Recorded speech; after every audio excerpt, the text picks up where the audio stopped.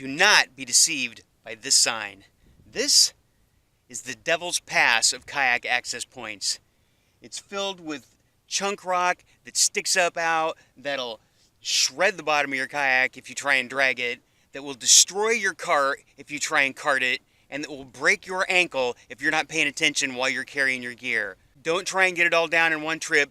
Just accept your fate that it's going to take you several trips back up and down. No big deal if you have all day.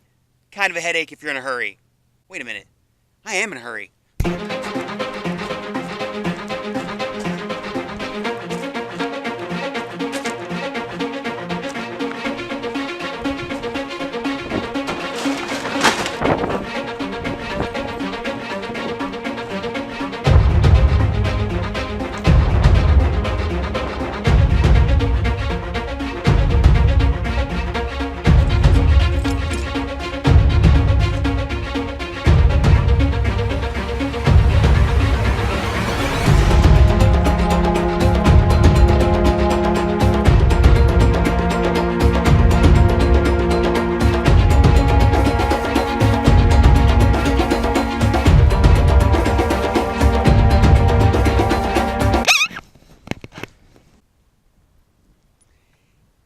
You get the feeling that maybe something doesn't add up here? Well, you're right. Let me tell you what happened. A week and a half ago, we started to get a stable warming trend that just lasted day after day after day through the week. So when Friday got here, I hustled out after work, and that was when I put in. In the 2 hours I spent on the water that evening, I caught like 3 fish. So with those 3 fish, I was satisfied that it was worth spending a day out on the water doing some crappie fishing. So the plan was to go out Sunday. Sunday came and I ended up going carp fishing instead. So a week later, here I am back out on the water to finish my crappie expedition. My buddy Larry is supposed to meet me again here this evening, so hopefully he'll show up and we'll manage to put some nice slabs in the boat. So even though it's been warm for like the last 10 days and even today is super nice, today there was a little cold front that came through. Today is about 10 degrees cooler than yesterday, bluebird skies. So despite how warm it feels compared to how cold it's been, the drop, I'm thinking, could very possibly have pushed the fish down a little deeper. So I'm going to start off here by a little bluff wall. It's got a deep ledge down into the water. It definitely has promise to be a solid place to start anyway. So I'll make a few drift passes across this, drift this ledge a bit with some minnows.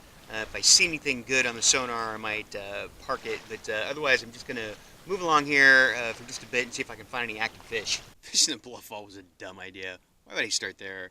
So I'm just going to focus on the inside, right off the edge of the channel here. So that seems like a solid plan. Solid plan after the first plan. It was a terrible plan. Terrible. Still no Larry. Looks like my boy Larry's pulling up. I'm going to go ahead and paddle over and help him get... Oh, they just turned around. Not Larry. Larry just pulled up. I can see his truck, and I was going to paddle over and help him get unloaded. And when I started paddling over, I ran across what looks like it might be a school of crappie. So, I mean, they're the right kind of marks. So, I'm going to sit and fish this spot and watch him and wait for him to come to me. That sounds like a much better plan.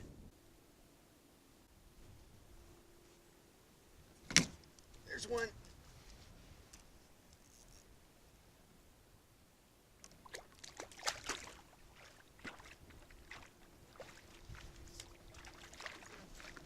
Oh, I was so close, I almost had him in the net.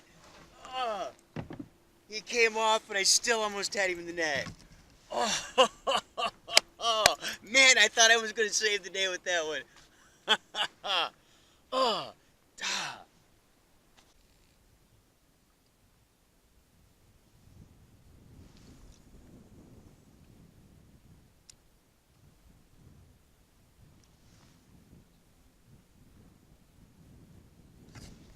oh, there's a fish. There's a fish right there. Here we go.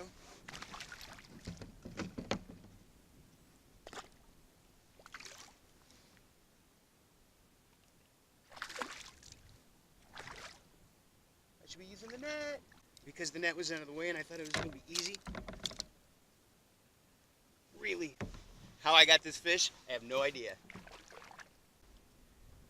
That's a solid start right there. That's a nice fish. You get some good sunlight on it like that? That's a good one. That's a slab. So let me show you. This is sort of my system, for lack of a better word. I usually have, if I'm crappie fishing, I usually have minnows, and 1 or 2 lines I have set up like this. So I have just little Aberdeen hooks. I think they're number 2s on dropper lines. So I have a couple of them on the line, and then a sinker, a weight on the bottom. And this is my search bait. So I'll drift with a couple of these maybe and watch my sonar. If I see good marks, I'll stop, or if I catch a fish but don't see anything, I'll stop and I might fish that spot. I'll fish the spot usually with plastics and I'll jig, but I'll always have one of these out over the edge. So I've got some live bait working, and I've got my artificials that I'm fishing with manually. And that's pretty much it. If I start having good luck with one or the other, then that's what I'll focus on. Otherwise, when I'm looking for fish and trying to find them, this is my search bait right here. Super simple.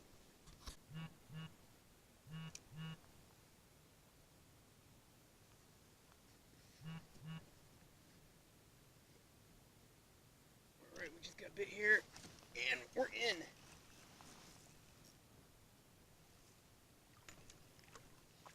There we go. That's another nice one. Oh, another real nice. The nets are the bane of my existence. I hate using them. Another nice fish. I got a catastrophe here with my.